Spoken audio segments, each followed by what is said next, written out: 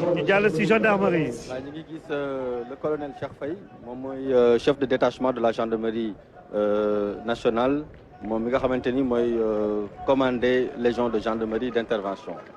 juste si ginnaawam mi ngi ànd ak sa garde le drapeau de la gendarmerie. derrière. damay fàttali colonel rek ni xale yi Pape Makhtar Sow ay Khady Ndiaye Bey ñoo nekkoon ci oto yi Pape Amadou Diaw ay Mbaye Fatma Kébémer ak Daouda Almayi Koulibaly et Awa Sow. Voilà. Donc là, nous avons Ibrahima, le groupement motocycliste qui est créé en 1960. Nekk une unité de la gendarmerie mobile sous les ordres du chef d'escadron Diène Ndiaye. di wax ni cette unité moom mooy def les missions d'escorte et d'honneur au profit de monsieur le président de la République di ko defal premier ministre président de l'Assemblée ak yeneen autorités yi nga xamante ni ñoo ñëw Sénégal en visite. ñoom dañuy def aussi ay missions d'escorte ak de convoi. ñooy escorter président. ñoom ñooy escorter président ñu ngi basé wu caserne Samba Diéry Diallo tey jii y a 55 motos qui défilent. benn bu ci nekk am na ay puissance 1200 chevaux beneen bi 1250 chevaux. te ñoom dañu yore ay fetal mën nañu tirer ay balles wala. waaw loolu yëpp dañ koy jàngat la donc ils sont entraînés pour ça ils sont entraînés pour quand même intervenir lors de leur mission. alors là on est en train de voir l'arrivée de la légion de gendarmerie d'intervention qui est commandée par le colonel Cheikh Faye nekk une unité de réserve générale. li nga xamante ni nag moom moo si am solo c'est de rappeler que la LGI a connu une réelle montée en puissance et compte aujourd'hui 16 escadrons sur un objectif de 18 escadrons articulés en 3 groupements de maintien de l'ordre qui sont réversibles en mode combat dont 3 unités blindées. Alors dans son évolution, voilà, la LGI est passée d'un escadron blindé à un groupement à 3 escadrons blindés équipés d'engins, de bastions, daguerres, Yacine et de Cobra 2. Okay. L'unité est placée sous les ordres du capitaine Modoubaï Kamara qui défile en double version aujourd'hui, en version maintien de l'ordre mais aussi en version défense opérationnelle du territoire. Le premier escadron Bidi Romboni, il défile en format maintien de l'ordre et défense opérationnelle du territoire avec des engins de type Daguerre et Cobra 2. Alors le Daguerre dafa nekk engin boo nga xamante ni français yi ñoo ko defar ñetti servant lay jël moom benn pilote benn chef d'engin ak benn tireur moom dañ ko defar exclusivement pour le maintien de l'ordre mu am autonomie 700 kilomètres ba pare ñu équipé ko ak lance cougar boo nga xamante ni dafay mën a tirer 12 grenades en même temps. dana ay blindé la ñu auto waaw yëpp ay blindé la comme auto président yi. voilà ñoom ñëpp dañ leen di blindé deuxième escadron bi. nuyu Mamadou Moustapha Diallo ak Ramatoulaye Witton Sarr ñoo doon xale yi. voilà yegg si auto président yi aussi. voilà deuxième escadron bi mi ngi défilé en format maintien de l'ordre avec des engins blindés de type Yacine nga xamante ni Turquie ñoo ko defar moom aussi capacité d'emport am 9 militaires lay def ci biir. am na autonomie de 700 kilomètres et nekk un engin boo nga xamante ni day jàll gee donc ndox mi bu bëree ba 1 mètre mën na ko romb boo leen xoolee nii ñu jàll ñu ngi ko équipé benn arme lourde boo nga xamante ni 12-7 la mën na jël aussi yeneen type d'arme maintenant bu mujj bi nga xamante ni mooy 3e escadron bi moom mooy défilé ak engins yi gendarmerie mujjee jënd muy le Cobra 2. waaw Cobra 2 bi ñoom ñi ngi défilé en défense opérationnelle du territoire mu nekk ay engins yoo nga xamante ni Turquie ñoo ko defar benn bu si nekk dafay jël lu mat 9 militaires mais seen puissance moo am doole benn bu si nekk am nga puissance 360 chevaux c'est des engins yoo nga xamante ni seen autonomie 700 kilomètres la mais li si am solo mooy engins yi bu amee tàkk-tàkk ñoom dañ koy détecter automatiquement fay ko automatiquement. ah oui waaw donc dafa am système de détection et d'extinction automatique des incendies. ñoom si biir dëkk bi la ñuy yem wala mën nañu nekk si frontière yi wala dañuy nekk également si àll bi voilà au niveau boo xoolee les deux versions dañuy mën a nekk en maintien de l'ordre mais nga mun leen yóbbu aussi pour des opérations de combat. loolu mooy importance su engin blindé yi nga xamante ni moom la gendarmerie yore actuellement. ñi nga gis ni c'est les Cobra 2. ñoom dañuy dem ci àll bi bu leen dañuy def opération maintien de l'ordre déjà mooy yi ma doon wax léegi ni ñoom ñooy fay bu amee tàkk-tàkk ci kaw tali bi mais boo ko bëggee da nga koy yóbbu ci àll bi mu nekk encore bokk ci li nga xamante ni mooy xeex bi aux côtés des armées. la légion gendarmerie d'intervention gis nañ léegi aussi ay Thomas yoo nga xamante ni jàll nañ fii mooy oto yi nga xamante ni ñoom ndox la ñuy génnee pour éloigner li nga xamante ni mooy manifestants yi ñoom bu ñu rombee nag li siy tegu mooy version portée bu LGI version portée bi ñoom dañ leen a dugal ci ay oto yoo nga xamante ni ay Iveco lañu ay minibus ñoom li ñuy wax capitaine Aliou Mal moom moo nekk ci kanam mu nekk ay oto yoo nga xamante ni ay minibus la mais version 4x4 lay dawee waaw oto yooyu aussi on les a conçus exclusivement pour le maintien de l'ordre benn bu ci nekk mën nga jël lu mat fukki nit ak juróom-ñaar yoo nga xamante ni ku ci nekk day yore sa équipement complet donc mu nekk oto yu bees yoo nga xamante ni yu am solo la pour le maintien de l'ordre bu ci nekk aussi dañ koy monter li nga xamante ni mooy trappe de tir trappe de tir mooy permettre ñu mën a nekk ki nekk ci biir mën a lancer ay grenades pour mën a tenir à distance bu fekkente ni dafa am ay manifestants ñoom ñoo jàll nii ah. ñoom ñoo jàll léegi. ñooy nekk di jàll nii waaw ñoom ñoo nekk di jàll. si seen ginnaaw ñu ngi si am li ñuy wax la section Sinofil moom la ñuy woowee Sinogroupe moom la ñu yàgg di tuddee Sinogroupe. mu nekk unité spéciale boo nga xamante ni ñu ngi bokk gendarmerie mobile.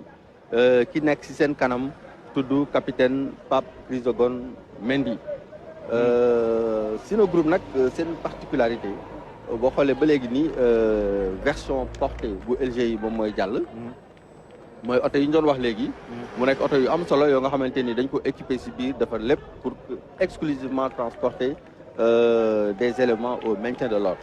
donc mu nekk oto yu am solo di remercier autorités yi nga xamante ni ñoom ñooy accompagner équipement ak modernisation moyens d'intervention yi gendarmerie nationale amee. donc ñu ñëw léegi ci ki nga xamante ni moom la ñuy wax moom la ñuy tuddee. créé en 1979 déjà. mu nekk section Sinofil depuis 1979 ñu créé leen teg ko ci sous les ordres du capitaine Pape Chrysogone Mendy ñoom ñu yore ay xaj yu bari. des bergers allemands des bergers belges malinois des spanners cockish mu nekk ñu am solo chiens yi nag ces chiens sont orientés dans la recherche d'explosifs dans la recherche d'armes de stupéfiants les bombes etc. un chien de garde patrouille également et sa vocation principale est la lutte contre le terrorisme moom loolu moo leen tax a jóg la lutte le trafic illicite de drogue mais le grand banditisme aussi unité bi nag ñu ngi ko basé fële ci LGI Mbao mooy caserne générale Waly Faye mu am aussi yokkute bu am solo parce que gendarmerie nationale daf ci créé li ñuy wax benn centre de cynotechnie centre de formation boo nga xamante ni il a été créé avec la coopération allemande di former ay nit ñu bari ci mbirum yaru xaj ak xaj yi nga xamante ni ñoom ñooy def suñu liggéey. Elles sont implantées elle est implantée à l'aéroport. waaw actuellement am nañu benn unité canine boo nga xamante ni mi ngi nekk aéroport Blaise Diagne international Blaise Diagne ñi ngi préparé aussi pour installer benn unité canine au niveau de Touba Fall mais aussi à Mbour. mais li ci am solo mooy ba sa cëppaandoo ga légion de gendarmerie bu ci nekk da ngay am benn unité canine bu lay jàppale ci liggéey bi. parce que li ngay wax ci aéroport bi am na solo xaj yi dafa yi ni mel di fa nekk parce que aéroport international Blaise Diagne c'est l'un des meilleurs aéroports d'Afrique on l'a dit récemment. avec les équipes d'Abdoulaye Dièye et le ministre des Transports aériens Doudou Ka mais ñii dem naa foofu ak waa douane ànd ak gendarmerie ci mbirum fret bi waaye gis naa xaj yi seen liggéey lu ñuy def. C'est extrêmement important. C'est également bien de souligner que ces chiens sont transportés dans des véhicules spéciaux dotés d'équipements de couchage, de groupes électrogènes, mais aussi d'une réserve d'eau de 200 litres pouvant assurer une autonomie opérationnelle de 6 jours à l'extérieur de leur base. Donc mën nañu génn fi ñu nekk dem liggéey am fa lu mat juróom-benni fan di def seen liggéey sans avec une autonomie opérationnelle. loolu dafa am solo pour que ñu souligner ko boo xoolee gis nga groupe électrogène yaa ngi nii yaa ngi noonu ci biir oto yi moom mooy oto yi nga xamante ni lépp li ñuy soxla mi ngi ci biir bu ñu génnee tey mën nañoo def juróom-benni fan ci biti te duñ soxla dara. ñii di ñëw nag ñooy section spéciale waaw xaj yu doy waar la c'est très important. extrêmement important waaw kii ñu gis nii di ñëw moom mooy lieutenant Aïssatou Cissé Diagne moom moo nekk ci kaw section spéciale chargée de la protection de l'environnement muy unité spéciale bu am solo boo nga xamante ni thème ren bi li ñu ci wax mooy protection des ressources naturelles ñoom dañ ci jouer rôle bu am solo seen mission c'est de lutter contre toutes les formes d'agression de l'environnement notamment l'extraction illicite de sable marin waaw ñu koy tàccu elle est diplômée jigéen la plongeur la day def plongée sous-marine nekk mécanicien am loolu taxawaay bu am solo si section bi nga xamante ni moom la nekk si kanamam. ñoom ñoo nekk nii di jàll ñoom dañuy liggéey si lépp loo nga xamante ni mooy pollution marine bu terrestre pollution atmosphérique pêche à l'explosif boo xoolee aujourd'hui luy dugg si géej gi lépp loo nga xamante ni day dugg si géej gi. ñoom seen matériel yi doy na waar waaw actuellement nii il défile avec des vedettes d'intervention rapide de 300 et 600 chevaux qui sont longues de 7 et de 9 mètres pour l'action en fluvio-maritime, mais aussi en milieu fluvio-maritime, mais aussi la section dispose d'une équipe NRBC. Boo xoolee mooy ñi nga xamante ni ñoom ñooy intervenir ci lépp luy produit chimique. Produit NRBC composé de personnel chimiste, de physiciens aussi, qui interviennent particulièrement dans des zones contaminées ou présentant des risques ou menaces NRBC à l'image des sites clandestins d'orpaillage traditionnel. mais nag dañ ko wax da ngeen di nëbbatu parce que lii. waaw lii am na solo ay mbir yu bees la am na solo lii moo leen di permettre ñu mën a intervenir ci zone bi nga xamante ni dañ ko contaminé wala yu mel noonu. moto yi nag moto yi ñoom ñoo ñuy permettre ñu mën a def la surveillance des plages moom la ñuy wax les quads. donc littoral bi yëpp moto yu mel nii lañ fa yore pour mën a def des patrouilles parce que suuf si dafay bari donc c'est pas adéquat ñu yóbbu fa ay oto donc loolu moo tax. ñu fa yóbbu yi. c'est 700 kilomètres de côte. voilà may profité aussi ci occasion bi di nuyu sunu naataango yi nga xamante ni waa Saint-Louis mais ak waa Gambie ñi nga xamante ni ñoo nekk Misega ay ñoom Touré ñoom Camara mooy sunuy xarit ñoo xamante ni sama ñoom xarit yeneen yi Arona Sarr ñi nekk Centrafrique ñi nekk Congo ñoom ñëpp ñu ngi leen nuyu ñi nekk Mali. donc c'est l'occasion vraiment pour di leen xalaat bu baax xam naa ne ñoom aussi ñu ngi seetaan di bëggee ak ñun ci li nga xamante ni mooy suñu fête nationale. ana waa drone yi borom drone yi. waaw drone yi nag ñoom ñoo nekk dañoo am Tafa drone ah.